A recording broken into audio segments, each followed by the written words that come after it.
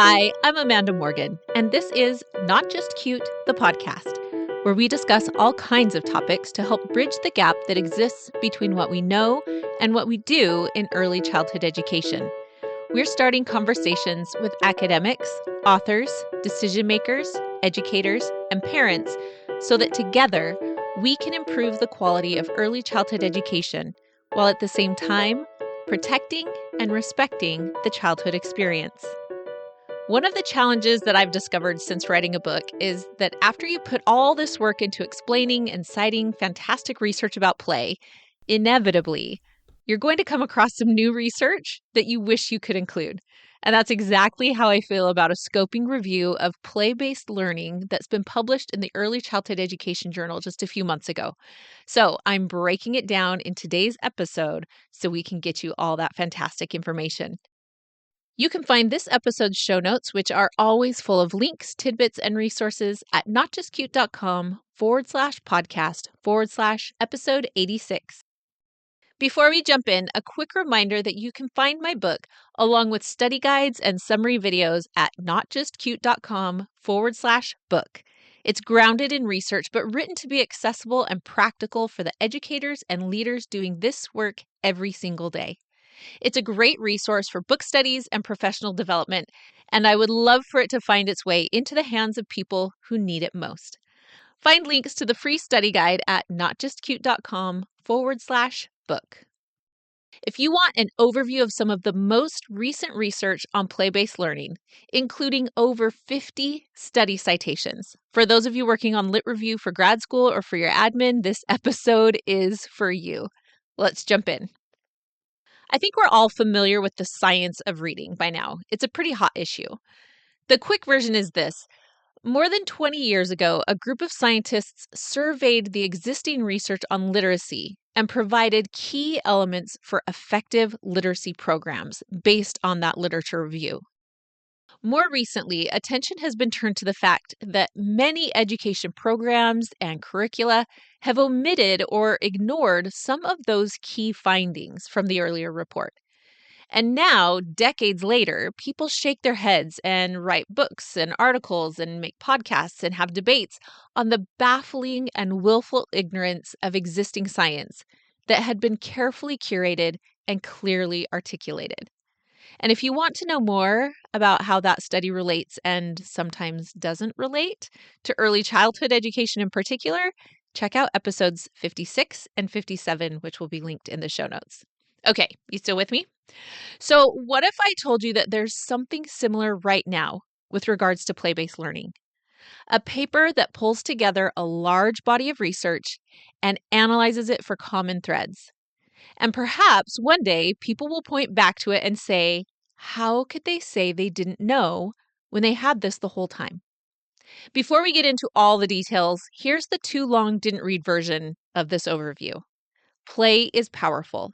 It can be used in a variety of ways to support a variety of beneficial outcomes. We need more and better implementation in the classroom, more and better communication with parents and policymakers, and we need more and better research. Now, that might not sound like new information for anyone who's been paying a lot of attention to play and learning, but the way this is all pulled together in one report makes it particularly hard to ignore. So here's the more in-depth overview. In an article published February 2026 in the Early Childhood Education Journal, a group of researchers dove into a comprehensive search of studies on play-based learning. Based on their criteria, they whittled their original list of nearly 2,000 studies down to 51.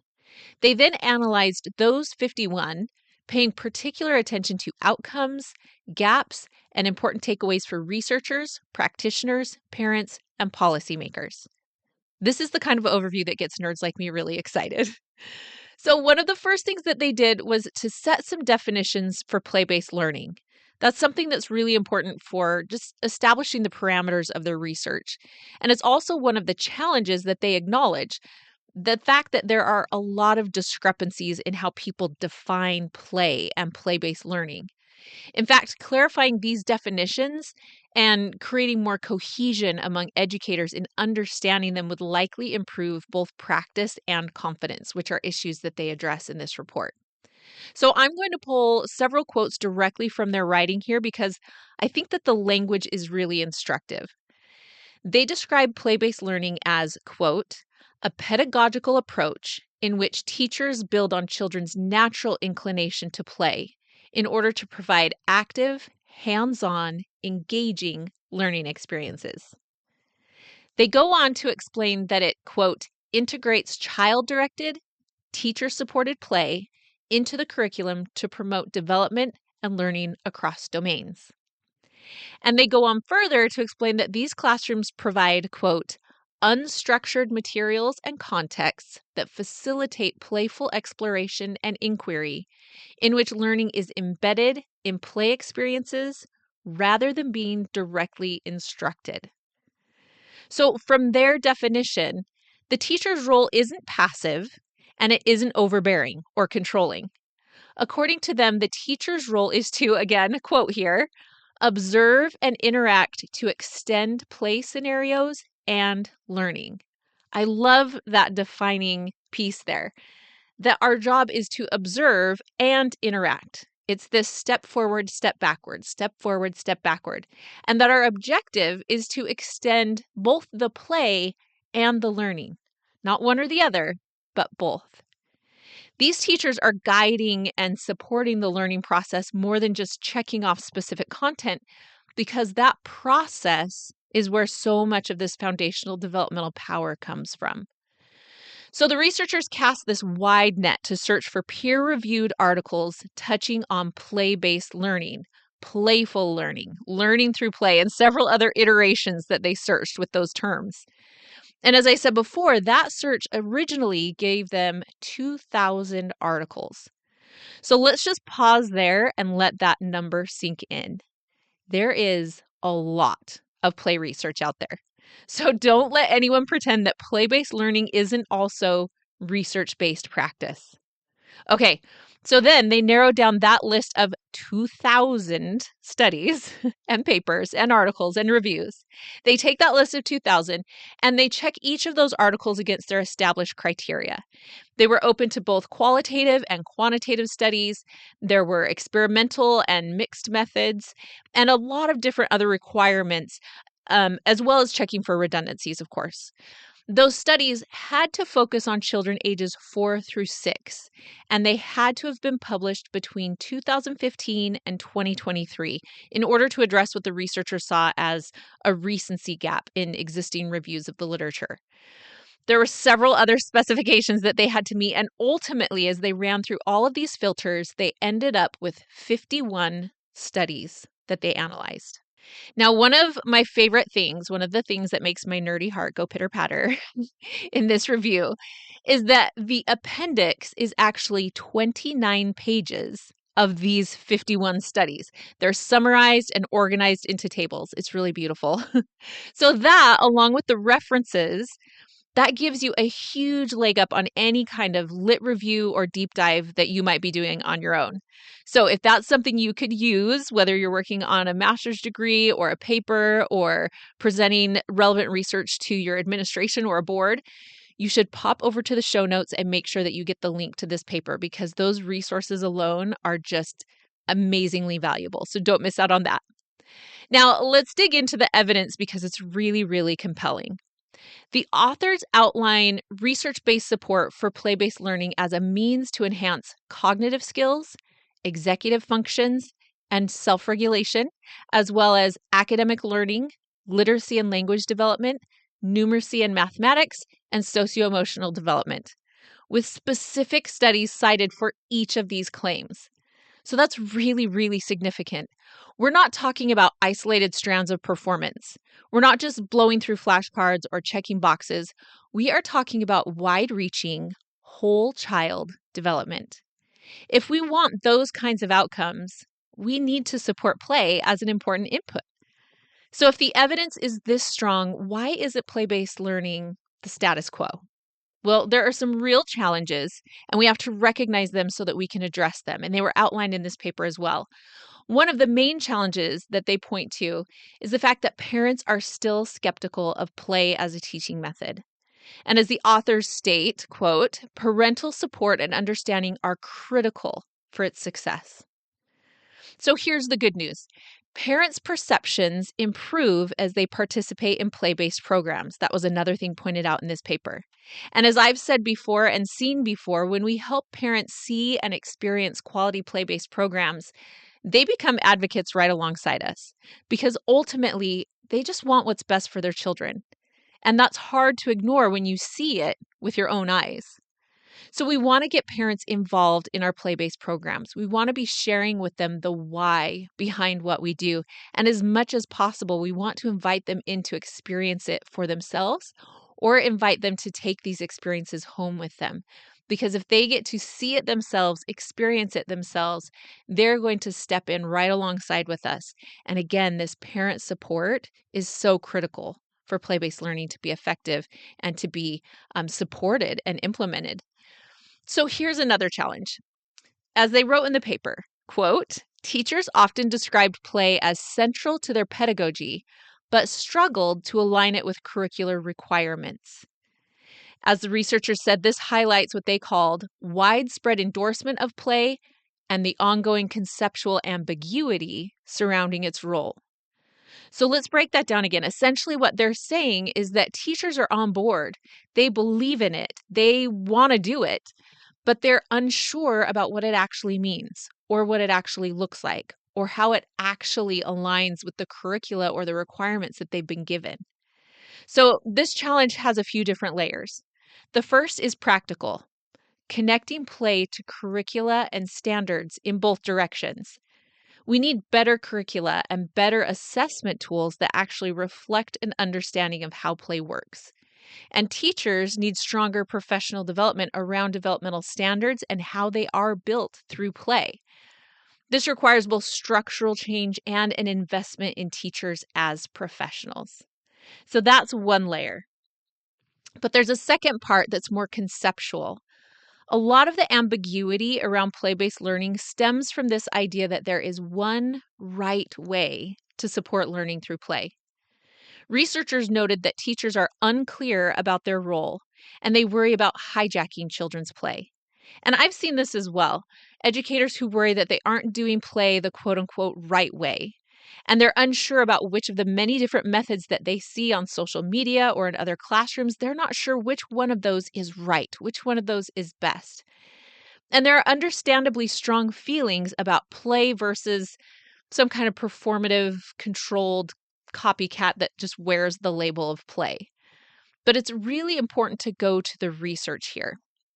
Based on this review, different types of skills were built through different types of play.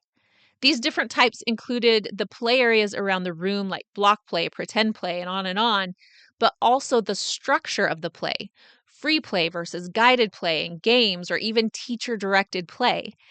As the authors write, quote, play-based learning is often enacted as a hybrid, unquote. And they also said that there is a need, again, this is a quote, for integrative approaches that view different forms of play as complementary rather than mutually exclusive. And this is a key understanding. There is not one perfect, best way to play or to support play. Skilled teachers know how to be agile, to be responsive to the child and to the moment. This is one of the soapbox issues that I took on in my book. Many of us, myself included, are often referred to as play advocates. And I appreciate that, and I understand where that comes from and why it's needed, and I am an advocate for play. And at the same time, I bristle against it because I am first and foremost an advocate for children. And because I know how play benefits children, I am, therefore, an advocate for play. But when we get that allegiance backwards, when we first prioritize our preferred conceptualization of play and we moralize one version over another, we are no longer serving the children first. Because the research tells us the children are supported by and need and deserve a variety of approaches to play. As I've said before, if we think of play like we do with nutrition, there are specific foods that offer amazing health benefits. But eating only that one isolated superfood does not lead to healthy outcomes. Likewise, each type of play and play approach yields different developmental benefits. Restricting play to one preferred type is like settling for a restricted diet. That's why teachers, professionals need to have the understanding and the flexibility that allows them to use those many different approaches, using a smorgasbord of play to meet the whole full array of developmental needs. And along the way, supporting the joy and the agency and shifting the amount of adult support and guidance to meet those needs. That's why this work requires an investment in professionals and in their professional development. I particularly appreciated this statement in the paper. Another quote. The evidence suggests that effective practice. Okay, that's an introduction that should get us all to sit up and pay attention, right? We should be pulling out our highlighters right here. They're saying, we're about to tell you, based on research, based on the evidence, here's what effective practice looks like. So I need you to hear that, okay? So here's what they write. Again, the quote. The evidence suggests that effective practice often requires blending play types, allowing educators to balance autonomy with structured support. End of quote. One of the key takeaways for me was that effective practice isn't just one perfect, idealized version of play. Rather, it utilizes a flexible approach to a variety of play experiences. It's responsive to children and development rather than to trends and pressures. And that was a theme that I saw repeated over and over in this review, that there isn't just one way, that we need to support and include and implement a variety of play tools, play types, and play supports. And that's why we need to treat this profession as a profession, educators as professionals. We need to support them in their growth and their development. So let's come back to where we started in this episode. So remember the science of reading, how researchers synthesized swaths of evidence, and yet it still took years, even decades, for that knowledge to translate into widespread practice. We are standing at a similar crossroads with play-based learning right now. This scoping review gives us something really powerful, a synthesis of evidence showing that play-based learning works. Not just one narrow version of it, but a spectrum of approaches, each supporting different aspects of development, each requiring skilled, responsive teachers who know how to read the room and meet children where they are. The question is, what are we going to do with this knowledge? Because here's what we know from the research. Parents need to understand why play matters. And the evidence shows that their skepticism fades when they see this in action. Teachers need support, not just permission to use play, but professional development that helps them navigate that full spectrum with confidence, that helps them connect play to standards without losing what makes play powerful. We need systems, assessment tools, curricular frameworks, policies, that reflect what the research actually tells us, not outdated assumptions about what quote unquote real learning should look like so that we can feel comfortable with it. And the research needs more support to keep asking the questions and narrowing down the definitions and collecting the evidence so we can continue to build strong, research-based practices. This isn't about choosing sides in an old school play versus academics debate. It's about recognizing that that debate should already be over. We have strong evidence. We know play-based learning supports cognitive development, executive function, literacy, math, and social-emotional growth. We know skilled teachers can blend approaches, free play, guided play, games, to create rich, responsive learning environments. We know this works, not just for checking boxes, but for supporting true, deep human development. The challenge isn't finding the research to support it. The research is sitting right there in that 29-page appendix, in those 51 studies, in the thousands of articles and studies that they started with. We are not lacking evidence. We are lacking action. So whether you're a teacher, an administrator, a parent, a policymaker, a researcher, here is my challenge. Don't let this be another "we should have known" moment. The evidence is here. It's wide-ranging and it's compelling. And now it's our responsibility to learn from it and act on it. Thanks again for listening to Not Just Cute, the podcast. You can find show notes at notjustcute.com/podcast/episode 86. There you'll find links to the research I cited, as well as other tidbits I know you'll love. You'll definitely want to download the research article we talked about here and get that appendix. You can also hit up the show notes for a link to my book study guide and the resources attached to it so that you can go deeper in your own study or with your team. I'm Amanda Morgan. You can read more on my blog and sign up for the Not Just Cute newsletter at notjustcute.com. You can also stay tuned for social media updates on Instagram by following me at Amanda_NotJustCute.